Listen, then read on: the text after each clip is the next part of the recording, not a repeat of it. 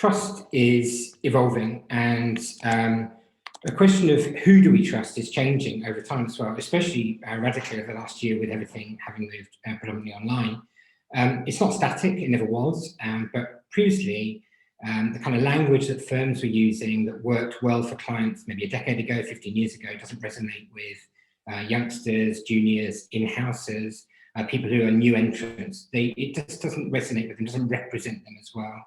Directories, my sense is, I'm a big fan of directories. I think they're really good to have third-party endorsement, but I think they're losing their way a bit at the moment, need to remain relevant.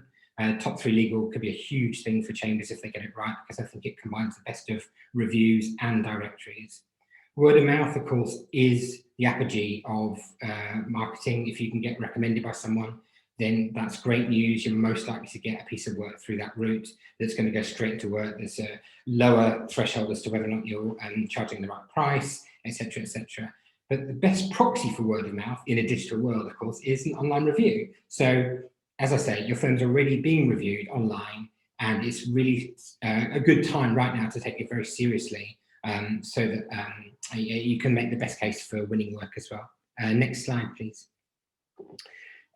These are the numbers. We'll share the deck afterwards as well, just to show quite how many people are using online services and online to check who they're instructing before they instruct them. Guess what? Big numbers. There's pretty much, most lawyers, when you speak to them, don't think anyone uses an online service in the B2B, corporate commercial kind of side of the law. And in reality, of course, everyone does. Everyone checks what's going on, they check the people they're going to be working with, and they check their credentials as well. So please do take a look at these stats later, and they'll make a difference to your business. Next slide has a list of the kind of brands that are involved in providing these reviews already. In the report, we look at a couple of these. We could have looked at more. We will broaden it out over due course, but I want to cover a few of them now, and apologies to those that I haven't covered. It's not personal. You're doing some great work, and if you could keep it up, that'd be great too. Next slide then. Let's start off with Google reviews, and again, moving through to the next slide. And Google matters quite a lot because it owns all of what we call the unknown audience. So if you think about everyone that you kind of already know, you'll have their email address. And everyone you don't know, 90% of that audience will go through Google every day. And so these reviews for unknown people are their first experience of the firm. If you Google a law firm, Station Gordon, then guess what's going to happen? You're going to see on the right-hand side an option to look at them on a map. If you click on that entity, or if you actually look just further down, it's called the knowledge panel, that bit, then it'll have something like this there with some stars and a rating. This is an example of a good response, as Jackie highlighted. You should respond to, well, preferably every single review you get. And Clayton Gordon always do. They've had something nice said here. They've responded really nicely as well. But they could equally have had a negative review and have responded. And that would be, I think, great customer service, a great thing to do, and what we should be encouraging. I really want to see firms getting on the front foot of dealing with this as well, as you would do in the retail world or anything to do with B2C. So that's an example of the good. If we move on to the next slide, you know, there are people saying things out there, however, as they do on this DLA one, that, you know, aren't as positive. And if you're working there, expect slavery and this loyalty for the company, right? That's not great. It's not a nice review. There are some things in there that you know, border on kind of, you know, some challenging messages for the firm to deal with, and yet there are 6 people who've upvoted it and no response from the firm as well. And I think this is an example of where people have got to step inside and do something about it as well. If those things aren't true, and I assume they're not of DLA Piper, then we need to do something about it. That 2-star review is having a big impact as well. You've only got 70 reviews, you've got 4.5 stars, it's dragging down that score quite a lot. So that's a bad example. DLA's got some great examples as well. I just wanted to use one. It's not fair on them to present, otherwise they've got 4.5 average, of course. If we go to the next slide, we also get unusual ones as well. It does make me laugh, this one, but it's not great news as well. Clifford Chance, this is some scam attorney. If he emails you, it's fake, right? And I think even that, you know, I know it's a joke because I know Clifford Chance and how big they are. I've known them all these years. But if you didn't know Clifford Chance and you thought, well, is that a serious review? It's not impossible to believe that someone would be influenced by that. It would make most people kind of giggle. I still think that the firm needs to respond to even those kind of unusual reviews as well, because This is all about reputation. I know Kerry's going to cover this later on the panel section. She's going to do a great job with that. But I really do think firms mustn't see it as, you know, reacting to only the negative and reacting to things when it comes. You can use, you know, straight-lacedness, a sense of humor, whatever it is, to respond to each of these things. And I think comms teams and marketing guys need to be involved in those responses. On the next slide, then, I think it's worth just reminding ourselves that Google reviews themselves affect your search rankings for everything you do. So if you get a Google review on your firm and the star ratings, you will be shown on the maps more often. So if you're looking for an employment law firm in London, and that's the search terms that you type in, your stars actually affect whether or not you're one of the 3 firms that gets shown as in the bar directly underneath the search results. And on a map, if you look in that format as well, it will actually determine whether you're shown on the map. Now, given that the average score for law firms on Google reviews is about 4.2, 4.15, I think, then it's quite competitive to get ranked there, especially if you're looking at a square as big as Canary Wharf, for example. So becoming the firm that gets ranked there, that is the firm that can then get clicked on and they find out your details, is really quite important. I want digital marketing guys to start looking at how much does this affect what we're doing on the SEO side of things. I want marketing guys to start thinking about it for what it means for leads. I want comms guys to be thinking about it for reputation, and then customer care kind of people to be thinking about it from what needs to be said and how do we deal with this. Can anyone leave feedback on Google? Yes, as long as they've got a Gmail account. That's the only stipulation. So actually it cuts off quite a lot of people, but there are some people out there who will go out of their way to get a Gmail account just to do this as well.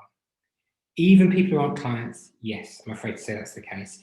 Jackie has already noted that people have got enough common sense to probably discern the difference between fake review and a real review. That's probably true. I think it still needs answering anyway and treating, because it's giving an opportunity to show people what your customer care is like.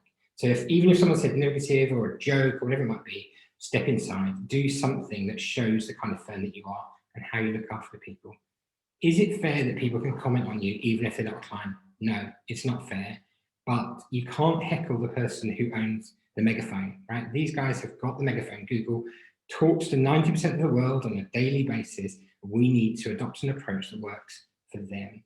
If we go to the next slide then, just technically, when you do a Google search, on the right-hand side, there's this thing appears called a knowledge panel. It looks like this in DLA Piper's case, and it will, when that appears under a firm on a brand name, that tells you whether or not Google recognizes you as an entity. Why is that important? Because that's what it ties up in terms of whether you're on the map, your website, your Wikipedia page, and it pulls them all together and starts presenting you as an entity on the web. That's really good for your web rankings in general terms. Now, for you to respond to those reviews, 2 things really should happen. One is you claim this knowledge panel, and the way that you go about doing that is pretty clear. It says claim this knowledge panel just directly underneath this DLA Piper thing here, and then you go through a process to do that. And then equally for the office, each office you have to do this for. So if you've got a lot of offices, and in DLA Piper's case, over 115, you have to actually get them, Google, to send you a postcard, and they send it to you. It's got a code on it, and you say, yes, this is my office. And you can use an app called Google My Business to manage that entry. So you can show what your opening hours are and things like that. But you can actually, as of this week, you can manage your Google reviews through that app as well. Now, I think it's review solicitors. Yeah, Michael showed me, he's on the panel later, he showed me the other day that you can actually start to manage those Google reviews through their portal as well. So have a look at that. If you haven't had a trial of what they're doing as well, I'd suggest that you take a look. It's a great way of getting on the front foot with these reviews. If we move on to the next slide then, I just want to share with you a few top results. I'm not going to dwell on this for too long. These are some firms that have come out really well on the top of the Google results. They're in the top 100 firms. So Stewart's top ranked when you've got 10 or more reviews. No one gets a perfect score after the first 10 or so reviews. And the default position is to think that it will always be B2C, medical negligence, kind of PI, family, divorce kind of firms that would top the rankings. And look, there we are, Clifford Chance, Magic Circle, 5th place, Trowers, great project practice, etc. as well, right? So I'm seeing more Cocoa and broader commercial firms enter the table and really kind of do well on these stats as well. So That underpins, I think, in part, Clever Chance's resurgence on the website ranking side of things over the last few months. They've rapidly come through the rankings, and I think that's in some part to do with these great scores that they're getting here. If you want to know what the score is for your firm, give me a shout. I'll help you have a look at that. On the next slide then, and just very briefly, if your recruitment team or your comms team are already looking at Glassdoor, please do go and have a look at Glassdoor. It's a careers review site, and it means that you can see what your current employees, your ex-employees are saying about your firm. Now look, here we are, top 5, great score for Bristow's. Not very easy to get a 4.9 on Glassdoor. If you go look, that holds against any kind of employer around there. Gately, with 47 reviews, done even better effectively. And Mitchell Moores has clearly had a push internally to get people to review the firm there as well. So please do go and take a look, at least once a month if you're a comms manager. Go and look at what's being said about your firm. There's some reputational issues in there for some firms. That's all that needs to be said about that one. On the next slide then, and on the panel later on today, is Trustpilot. I think we're on the panel.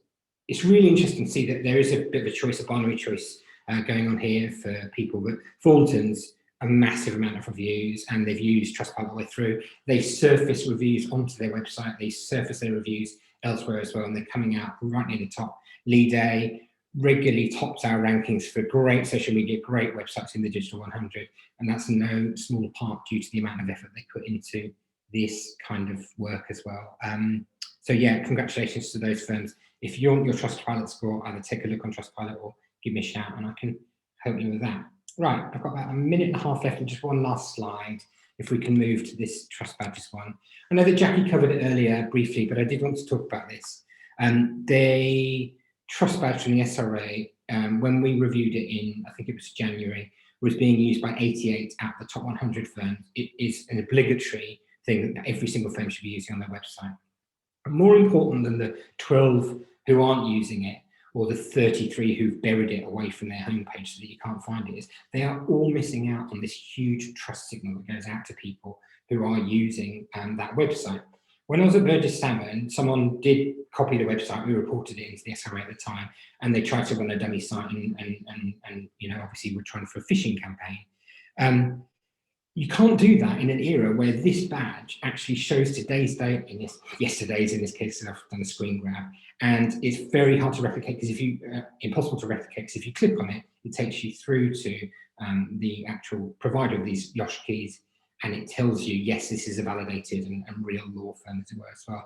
I think this is a really underused tool. I want to see it on every law firm footer for the year ahead. If you're a consumer, you should see this there as a trust signal. I think, great, and now I know I'm dealing with a regulated law firm. Now I know that I can trust that this law firm is worth doing business with, as it were. So 12 to worry about, 33 who are missing opportunity, and the rest of them are doing a perfectly good job. And yeah, Neil, that was me really.